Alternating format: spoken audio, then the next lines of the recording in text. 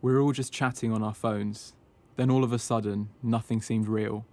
Like I stood up because I felt something really weird. Then all of a sudden, I'm getting thrown to the side. The bus has tipped. Nothing felt real. It was a trip to school that started as normal, before turning into a tragedy. This teenager walked away from an accident on the M53 motorway.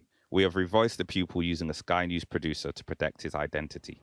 I looked around and there's just people lying down everywhere. Bags are everywhere. There's glass everywhere.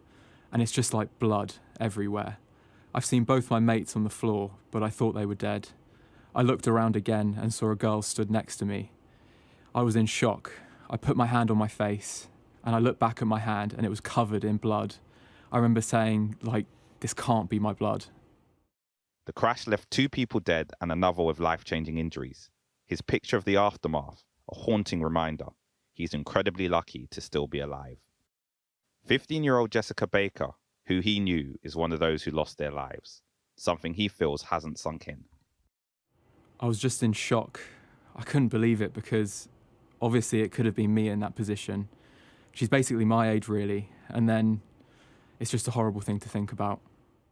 In their first statement since her death, Jessica's family said, Jessica was a warm-hearted, wonderful daughter, granddaughter, and niece, devoted sister, and loyal friend. A talented climber based at the Boardroom Climbing Center Academy, where she helped coach younger climbers and competed around the country, inspiring others. Her untimely death has led to a massive void in our lives that will never be filled. Jessica's school called her unequivocally kind and empathetic, a conscientious student who exemplified their values.